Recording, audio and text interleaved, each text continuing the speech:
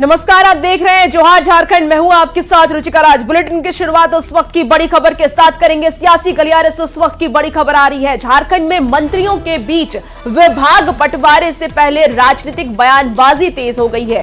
कांग्रेस मंत्रियों के बीच विभाग बंटवारे को लेकर सीएम हेमंत सोरेन के नाम कांग्रेस के वायरल लेटर ने राजनीतिक पारा चढ़ा दिया है। बीजेपी ने इस लेटर को कांग्रेस को निशाने पर लिया है। बीजेपी ने कहा कि सीएम के विशेषाधिकार में कांग्रेस सेंधमारी का प्रयास कर रही है। संविधान की बात करने वाली कांग्रेस खुद ही विभाग का बंटवारा कर रही है और इस कांग्रेस ने ऐसे किसी भी लेटर की जानकारी से इनकार किया है और इसे बीजेपी के आईटी सेल की साजिश बताया जा रहा है। तो इस वक्त आपको बड़ी खबर सियासी गलियारे से बता रहे हैं, जहां कांग्रेस का एक पत्र वायरल हो रहा है, जहां कांग्रेस ये कह रही है कि बीजेपी की ये साजिश है, बीजेपी के आईटी सेल की ये साजिश है और ये पत्र को वायरल किया जा रहा है। संविधान की रक्षा और संविधान की दुहाई देती है। मैं जरा पूछना चाहता हूं कांग्रेस के नेताओं से कि मंत्रालय का गठन, मंत्रिमंडल का गठन और विभाग बंटवारे का काम कौन करता है? वो मुख्यमंत्री का विशेषाधिकार होता है। ये तो एक तरह से मुख्यमंत्री के विशेषाधिकार में उन लोगों ने सेंधमारी करने का काम किया, उनको एक तरह से डिक्टेटरशिप करने का काम किया है। मुख्यमंत्री को वो दिशा निर्देश दे रहे हैं। तो एक तरफ वो संविधान की दुहाई देते हैं और दूसरी तरफ संविधान को तोड़ते हैं। तो कांग्रेस की कथनी और करनी में साफ नजर आता है कि वो कहते कुछ है और करते कुछ है। भारतीय जनता पार्टी का आईटी सेल फेक न्यूज फैलाने में, नफरत फैलाने में, साजिश रचने में, षड्यंत्र रचने में माहिर है। मुख्यमंत्री जिसे चाहेंगे उसको वो विभाग देंगे।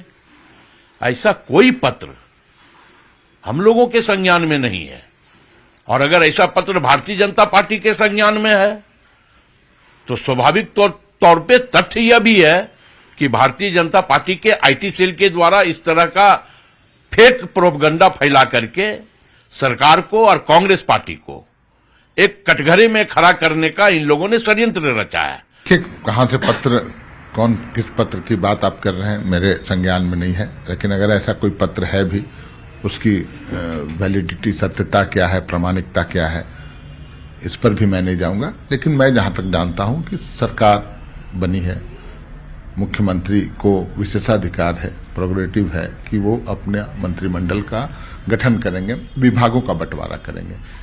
ये पूरी तरह से मुख्यमंत्री के विवेक पर निर्भर करता है। और इस पूरी खबर पर राज्य से संवाददाता अविनाश कुमार इस वक्त हमारे साथ लाइव जुड़े हुए हैं। अविनाश, बीजेपी ने एक बहुत बड़ा आरोप लगा दिया है कांग्रेस पर और एक पत्र भी वायरल हो रहा है जिसके जरिए कहा जा रहा है कि प्रेशर पॉलिटिक्स कही जा रही है। कहीं ना कहीं कांग्रेस ये प्रेशर सीएम सोरेन पर लगा रही है कि जो विभाग कांग्रेस चाहती है वो विभाग कांग्रेस को मिले। इस पत्र में कितनी सच्चाई है? देखिए, भले ही कांग्रेस के नेता बहाने बना लें, राजनीतिक रूप से कहीं आरोप प्रत्यारोप लगा लें, लेकिन अगर ये लेटर आई है सामने तो इसमें कुछ न कुछ सच्चाई तो जरूर होगी। अब सवाल ये उठता है कि कोई भी पार्टी का अध्यक्ष या कोई बड़ा नेता कैसे किसी विभाग का बंटवारा कर सकता है। ये बात और है कि अगर आप गठबंधन वाली सरकार बनाते हैं, किसी भी राज्य की बात कर लें, तो एक अंडरस्टैंडिंग जरूर होती है कि उसमें जो मंत्री पद होंगे किसको कितना मिलेगा, और जब किसको कितना मिलेगा जब हम तय करते हैं तो ये भी लगभग तय हो जाता है कि अंदर खाने कौन विभाग मिलेंगे। सार्वजनिक रूप से अगर ये सारी चीजें सामने आ जाती हैं और जिनके नाम की चर्चा हो रही है उनके समर्थकों के बीच भी इसकी चर्चा शुरू हो जाती है कि फला मंत्री जी को ये विभाग मिल गया, ये दुर्भाग्यपूर्ण है। लेकिन दूसरी बात यह भी है कि मुख्यमंत्री का ये विशेषाधिकार है और मैं आपको यहां बता सकता हूं, दावे के साथ बता रहा हूं अपने दर्शकों को कि जो ये लेटर इस वक्त वायरल हो रहा है और जिनके नाम की चर्चा उनके विभाग के साथ की जा रही है वो नहीं मिलेगा। और हमारे जो सूत्र बताते हैं उस 4 में से एक की बात मैं छोड़ दूं तो लगभग 3 मंत्रियों के बारे में ये मैं बता सकता हूं कि जिस विभाग की चर्चा हो रही है उसके उलट ही विभाग मिलेगी। थोड़ा इंतजार करना है, आधे से 1 घंटे के अंदर विभाग आ जाएगा। ये आरोप बीजेपी पर लगाया है कि बीजेपी के आईटी सेल की तरफ से ये लेटर वायरल किया जा रहा है। देखिए, ये मैंने पहले ही कहा कि एक राजनीतिक बयानबाजी या आरोप प्रत्यारोप हो सकता है। ये हो सकता है कि कांग्रेस के किसी नेता के द्वारा ही ये चीजें सामने लाई गई हो और उसके बाद बीजेपी का आईटी सेल सक्रिय हो गया हो, कांग्रेस उसे नहीं दबा पाई हो, तो ये तो कांग्रेस की जो है विफलता है और बीजेपी की सफलता है अगर इस तरह का कुछ हुआ है तो। अगर ये पूरी तरह से तथ्यहीन है, अगर इसमें इसकी प्रामाणिकता नहीं है, तो फिर कांग्रेस आगे जाए, बताए कि कहां से बीजेपी का जो आईटी सेल काम कर रहा था, कहां से इसकी शुरुआत हुई, किसने वायरल की, ये सारी चीजें तो पता चल जाती है कि किसने सबसे पहले इसको सोशल मीडिया में डाला है। सरकार भी इनकी है, यहाँ वो कर सकते हैं, लेकिन मुझे लगता है कि ये कहीं ना कहीं कांग्रेस के अंदर से ही ये वायरल जिसको हम कह रहे हैं कांग्रेस के किसी नेता की चूक है। और बीजेपी लगातार इस तरह के मामलों को उठाती रही है, अभी भी उठा रही है। जब आप संविधान की बात करते हैं, संविधान की दुहाई देते हैं, तब ये सारी चीजें तो आप पर आरोप लगेंगे ही। लेकिन मैं फिर से उसी मुद्दे पर आ रहा हूं, क्योंकि मैं सीएम आवास के बाहर ही खड़ा हूं और मैं ये कह सकता हूं कि ये विशेषाधिकार सीएम हेमंत सोरेन का है और अब से कुछ देर के बाद जो विभाग का बंटवारा होगा, कांग्रेस के इस पत्र से कोई प्रभाव नहीं पड़ने वाला है। हेमंत सोरेन अपने विवेक से ही विभाग का बंटवारा कर रहे हैं। बिल्कुल। और अविनाश जी ने जैसा बताया भी कि अब इस पत्र का कितना असर आने वाले वक्त में सियासी गलियारे में होता है, विभागों पर होता है, ये तो देखने वाली बात होगी। लेकिन ये अधिकार सीएम हेमंत सोरेन का ही है और आखिरी मुहर सीएम हेमंत सोरेन ही लगाएंगे। बहुत शुक्रिया अविनाश तमाम जानकारी के लिए।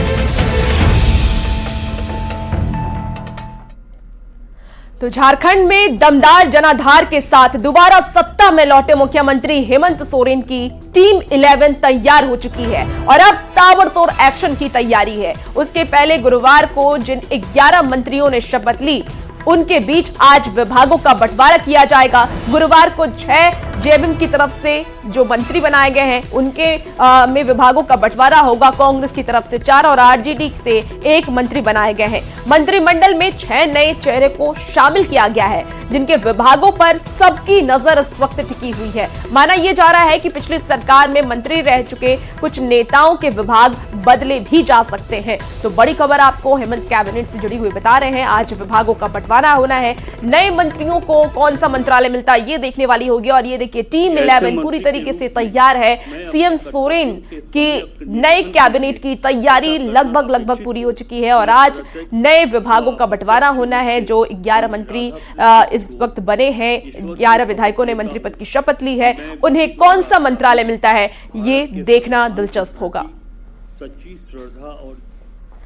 तो झारखंड में मंत्रिमंडल विस्तार के बाद मुख्यमंत्री हेमंत सोरेन पूरी तरीके से एक्शन मोड में आ गए हैं। आज मंत्रियों के बीच विभागों के बंटवारे के साथ ही कैबिनेट की भी पहली और अहम बैठक होने जा रही है। दोपहर 3 बजे से आसपास होने वाली बैठक पर सबकी निगाहें टिकी रहेंगी कि जिस झारखंड में हेमंत सोरेन के चुनावी वादे पर भरोसा कर रिकॉर्ड बहुमत से दोबारा सत्ता में आई, अब हेमंत कैबिनेट की बैठक से पहला और बड़ा फैसला क्या होगा, किस चुनावी वादे को पूरा करने के लिए हेमंत सोरेन आज तत्पर दिखते हैं, ये देखना होगा।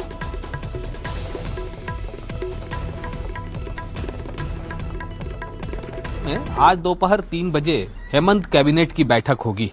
ये बैठक इसलिए महत्वपूर्ण है क्योंकि कैबिनेट विस्तार के बाद ये पहली कैबिनेट की बैठक होने जा रही है और इसमें वैसे तमाम 11 मंत्री के साथ मुख्यमंत्री शामिल होंगे जो हेमंत सोरेन सरकार पार्ट 2 का हिस्सा है। दोपहर तक विभागों का बंटवारा होना है, मतलब किसके जिम्मे कौन सा विभाग आएगा ये भी देखना दिलचस्प होगा। पिछली बार इसी सरकार में जिस पार्टी के जिम्मे जो विभाग थी, क्या वही विभाग रहेंगे या फिर उन विभागों में भी अदला बदली होगी, इसको लेकर भी चर्चा हो रही है। कैबिनेट की बैठक इसलिए महत्वपूर्ण हो जाती है क्योंकि सरकार का गठन हो चुका है और सरकार गठन से पहले गठबंधन दलों ने आम जनता के बीच चुनाव के वक्त जो वायदे किए थे, अब उन वायदों को पूरा करने का समय नजदीक आ गया है। धीरे धीरे वायदे पूरे होंगे। ये पहली कैबिनेट की बैठक है, इसलिए लोगों की निगाह इस पर टिकी है कि जो सरकार ने कहा था, गठबंधन दल ने जो वायदे किए थे, उसमें से आज की बैठक में, आज के कैबिनेट में कौन से ऐसे प्रस्ताव, जनता के हित के प्रस्ताव आज आने वाले हैं या फिर हम कहें कि उस पर मुहर लगेगी जो जनता के लिए हितकारी होगा। इसके साथ ही आपको यह भी याद दिला दें कि जो 7 गारंटी यहां गठबंधन दलों के द्वारा जारी किए गए थे, उसमें से एक जिसकी चर्चा सबसे ज्यादा हो रही है, गैस सिलेंडर को लेकर 450 रुपए में जो कहा गया था, क्या वो कैबिनेट की बैठक में आएगा?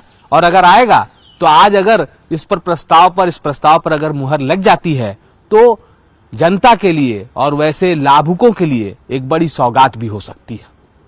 कैमरा पर्सन संत के साथ अविनाश कुमार, न्यूज़ 18 रांची। तो हेमंत सरकार के चुनावी वादे, चुनाव से पहले हेमंत सरकार ने जो वादे किए वो वादे कितने पूरे होते हैं वो देखना होगा। दिसंबर से मैया योजना में हर महीने 2500 रुपए दिए जाएंगे, ये जो वादे हैं वो हेमंत सोरेन की तरफ से किए गए थे। 450 रुपए में गैस सिलेंडर देने का वादा भी हेमंत सोरेन ने पहले किया था। 10 लाख लोगों को रोजगार देने का वादा, युवाओं को लेकर के इस बार हेमंत सोरेन तत्पर दिख रहे थे और 10 लाख रोजगार का वादा भी हेमंत सोरेन ने किया। खतियान के आधार पर स्थानीयता नीति लागू करने का भी वादा किया। सरना धर्म कोड लागू करने का वादा भी सोरेन की तरफ से किया गया और 7 गारंटी में 50% आरक्षण का दायरा बढ़ाना था, जिसमें एसटी को 28% आरक्षण दिया जाएगा, एससी को 12% आरक्षण दिया जाएगा और ओबीसी को 27% आरक्षण देने का वादा सीएम सोरेन की तरफ से किया गया। और तो झारखंड में सरकार की वापसी हो गई है और ऐसे में जो वादे सीएम हेमंत सोरेन ने किए हैं वो वादे को कितना हेमंत सोरेन पूरा करते हैं ये तो आने वाला वक्त बताएगा। जब आज बैठक होगी कैबिनेट की, इसमें देखना होगा कि किन किन मुद्दे पर चर्चा होती है और मंत्रिमंडल विस्तार के साथ ही हेमंत सरकार पूरी तरीके से एक्शन में अब नजर आ रही है। आज कैबिनेट की बैठक में जहां कई बड़े फैसले लिए जा सकते हैं और उससे पहले ही झारखंड आंदोलनकारियों को सरकार ने बड़ा तोहफा भी दिया है। चिन्हित 299 आंदोलनकारियों की 30वीं सूची को सरकार ने मंजूरी दे दी है और उन्हें पेंशन सहित कई सुविधाएं और सम्मान देने का फैसला लिया है। सभी 20 अप्रैल 2021 से जोड़कर ये सुविधाएं देखी जा रही है।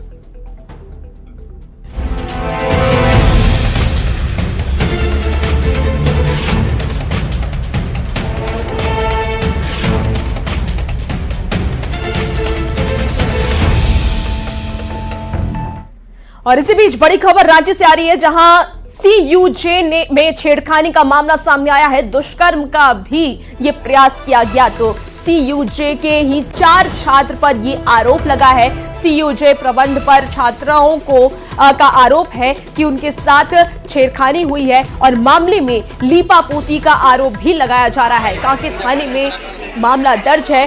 सीयूजे प्रबंधन ने एक टीम बनाई है और जिस टीम के तहत इस पूरे मामले की जांच की जा रही है। तो इस वक्त की बड़ी खबर आपको बता रहे हैं और ज्यादा जानकारी के साथ ओम प्रकाश हमारे साथ जुड़ चुके हैं। ओम प्रकाश, क्या जानकारी है, फिलहाल क्या कार्रवाई की जा रही है पुलिस की तरफ से?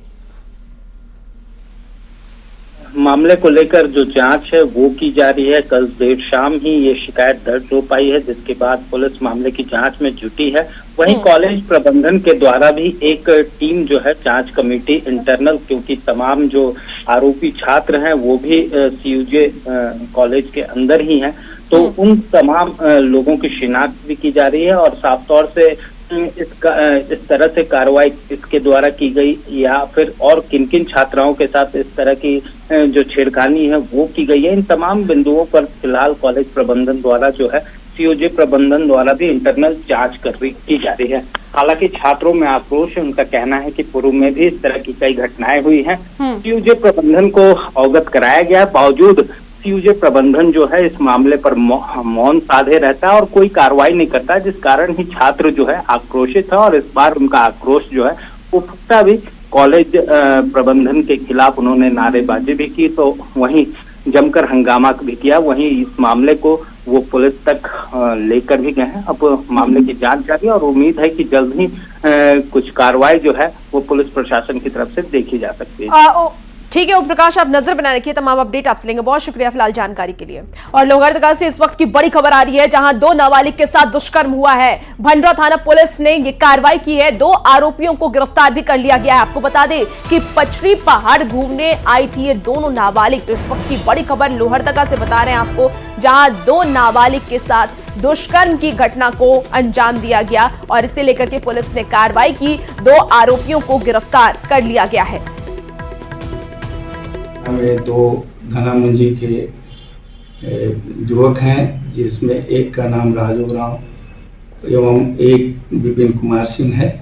दोनों अभियुक्तों को पकड़ लिया गया है। दोनों ने अपना अपना दोष स्वीकारा है। दोनों को गिरफ्तार कर आज जेल भेजा जा रहा है। और इसी बीच बड़ी खबर जमशेदपुर से आ रही है, जहां एक साइबर कैफे में 2 युवकों पर जानलेवा हमला हुआ है। घटना कपाली टीओपी की है। 2 युवक साइबर कैफे में फोटोकॉपी कराने आए थे, तभी 5 से 6 की संख्या में आए अपराधियों ने घुसकर ताबड़तोड़ वहां पे मारपीट शुरू कर दी और इस दौरान इन बदमाशों ने चाकू से भी हमला किया है। ये एक्सक्लूसिव तस्वीर इस वक्त आप अपनी टीवी स्क्रीन पर देख पा रहे होंगे, 2 तस्वीरें, जहां देखिए किस तरीके से हमला किया गया, जिसमें एक युवक गंभीर रूप से घायल हो गया, जिसकी इलाज अभी चल रही है और वो खतरे से बाहर भी बताया जा रहा है। घटना की वजह का भी पता नहीं चल पाया है, किस वजह से ये मारपीट हुई है, लड़ाई हुई है, इसकी जानकारी अब तक नहीं मिल पाई है। पुलिस ने पूरे मामले की जांच शुरू कर दी है। हम लोग अपने जिरॉक्स करवा रहे थे साइबर में, तो 5-6 लड़का घुसे चाकू लेके और लोग सीधा हमले के ऊपर हमला किए है। और लड़का का नाम है सन्नो। कहाँ का है वो कपाली का है। पहले किसके ऊपर हमला किया? पहले मेरे ऊपर हमला किया तो हमको देखा, हम नहीं थे, फिर उसके ऊपर हमला किया है। लड़के को देखा, लड़का का इलाज अभी चल रहा है, फिलहाल वो खतरे से बाहर है। आगे की इस पे सीसीटीवी वगैरह आया है, वीडियो मारपीट का, इस पे क्या जांच सब पे अनुसंधान चल रही है। कुछ मामला सामने आया है चाकू मारने का, क्या कारण है? अभी हम जब लोग जांच कर रहे हैं, जांच होने के बाद ही कुछ बता पाना संभव नहीं। और इस पूरी खबर पर जमशेदपुर संवाददाता आशीष तिवारी हमारे साथ फोन लाइन पर जुड़े हुए हैं। आशीष, देखिए अपराधियों का तांडव एक बार फिर से देखने को मिल रहा है, ऐसे में क्या वजह बताई जा रही है, क्यों ये मारपीट की गई है? जी आपको बता दूं कि नासिफ नाम का युवक है जो कक्षा 10 में पढ़ता था और वो अपने दोस्त के साथ एक कैफे में जाता है, फोटोकॉपी करवा रहा था। इसी दौरान 5 की 6 की संख्या में जो है वो युवक घुसते हैं और सभी लोगों के हाथों में चाकू और बेल्ट रहता है और वो दुकान में घुसते हैं और आप देख सकते हैं कि जो पुलिस का खौफ था वो पूरी तरह से खत्म होता दिख रहा है। और दुकान में घुसकर आप देख सकते हैं कि वीडियो में आप सीसीटीवी फुटेज जो पूरी तरह से कैद हुई है उसमें आप देख सकते होंगे कि किस तरह दुकानों में पहले तोड़फोड़ की गई है और उसके बाद उस युवक नासिफ के युवक को दौड़ाकर चाकू से हमला किया था। हालांकि वो बचाकर वो दूसरे दुकान में भाग जाता है, मगर उसके साथ एक युवक था, उसको चाकू मार दिया जाता है जिससे वो गंभीर रूप से घायल हो गया। हालांकि इस घटना के बाद पूरे इलाके में जो है अफरा तफरी का माहौल रहा था। उसके बाद जब चाकू से हमला किया गया तो 5-6 जो युवक है वहां से फरार हो गए। सूचना मिलते ही पुलिस मौके पर पहुंचकर उन 5-6 युवकों की गिरफ्तारी के लिए लगातार छापेमारी कर दी जा रही है। मगर आप समझ सकते हैं कि पुलिस का जो खौफ है वो खत्म होता जा रहा है और नशा जो है सबसे बड़ा मुद्दा शहर में, नशा को लेकर जो युवा है वो आपराधिक घटनाओं को अंजाम दे रहे हैं, जिस तरह की ये घटना सामने आई है। जी आशीष, जो ये युवक है जिनकी तरफ से चाकू भी चलाया गया और मारपीट भी किया गया, क्या ये किसी सिंडिकेट से जुड़े हुए हैं या स्थानीय युवक थे जिन्होंने मारपीट की है? जी जैसा कि अभी बातें सामने आ रही है कि ये नशा कारोबारी के युवक है और ये लगातार इन युवकों से इनको अपने गैंग में जोड़ने का प्रयास करते, जिस तरह भी बातें सामने आ रही है। हालांकि मीडिया से पुलिस ने इस मामले पे कुछ भी बात बताने से इनकार किया है, मगर इनका जैसा एक गैंग है, गैंग वो युवाओं को अपनी ओर जोड़ना चाह रहे थे और ये युवक जो है इसका विरोध कर रहे थे और लगातार इनके द्वारा। ठीक है आशीष, आप नजर बनाए रखिए, तमाम अपडेट आपसे लेंगे। बहुत शुक्रिया फिलहाल जानकारी के लिए। खबरों में आगे बढ़ेंगे। सरायकेला के आदित्यपुर नगर निगम में से जो खबर आ रही है, वहां अतिक्रमण पर एक बार फिर से प्रशासन का बुलडोजर चला है। हालांकि अतिक्रमण हटाने के दौरान लोगों की प्रशासन के अधिकारियों और उप नगर आयुक्त के साथ तीखी बहस भी हुई। प्रशासन की दलील यह है कि थाना रोड में अतिक्रमण करने वालों को बार बार नोटिस दिया जा रहा था, लेकिन ये लोग कब्जा जमाए बैठे थे, जिससे कई परेशानी हो रही थी। वहां पे आने जाने लोगों जो लोग आ रहे थे उन्हें भी परेशानी हो रही थी। ऐसे में प्रशासन ने जबरन अतिक्रमण हटाना शुरू कर दिया और ये अभियान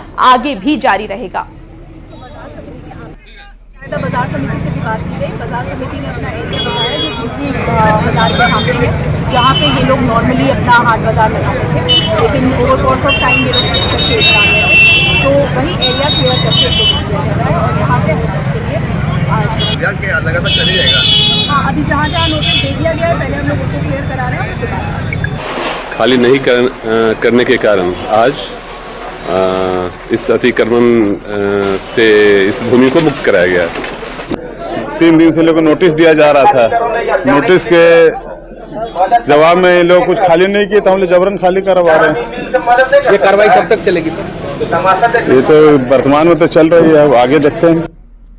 गढ़वा डीसी और एसपी के पहल पर सुपर 50 कोचिंग सेंटर की शुरुआत होने जा रही है और इसको लेकर के गढ़वा टाउन हॉल के परिसर में ओरिएंटेशन सेशन का आयोजन किया गया। आईसीएस और पीसीएस जैसे सिविल सर्विस सेवाओं की तैयारी के लिए सुपर 50 कोचिंग सेंटर की शुरुआत की गई है। कार्यक्रम में बतौर मुख्य अतिथि उपायुक्त शेखर जमुआर शामिल हुए और इस दौरान शेखर जमुआर ने स्टूडेंट्स को परीक्षा की तैयारी करने के लिए प्रेरित करते हुए कहा कि गढ़वा के अभ्यर्थी जो विद्यार्थी हैं वो विद्यार्थियों में अपार क्षमता है जिसे निखारने की आवश्यकता है।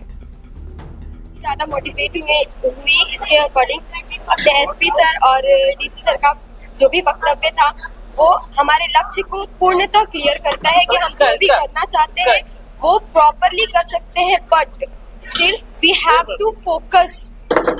तो एक बहुत बड़ा एक मोटिवेशनल फोर्स हम लोग के लिए भी है कि यहाँ के बच्चों को जिसमें इतना सारा पोटेंशियल होता है प्लेटफॉर्म, तो एक मेंटरशिप एक कोचिंग हम लोग शुरू करवाने का प्लान कर रहे हैं। सुपर 50 के तरीके से हम लोग एक बैच शुरू कराएंगे। जो सुविधा होगी, आनंद जी जो दिल्ली से आए हैं जो वहाँ कोचिंग दे रहे हैं उनको सारी सुविधा हम लोग कोशिश करेंगे प्रोवाइड करने का। और गढ़वा जिले से ज़्यादा लोग अधिकारी की श्रेणी में या टेक्निकल श्रेणी में ये लोग जाएं, ये हम लोग की दिली ख्वाहिश है। एस्पिरेंट्स है सिविल सर्विसेज के लिए, जो चाहते हैं सिविल सर्विसेज क्रैक करना, उनके लिए एक प्लेटफॉर्म देने का काम जिला प्रशासन कर रहा है। एक मेंटर जो दिल्ली से आए हैं उनके द्वारा इच्छा व्यक्त की गई कि हम ये इनको ट्यूशन देना चाहते हैं, कोचिंग देना चाहते हैं। फिलहाल इस बुलेटिन में इतना ही। खबरों का सिलसिला न्यूज़ 18 बिहार झारखंड पर जारी रहेगा।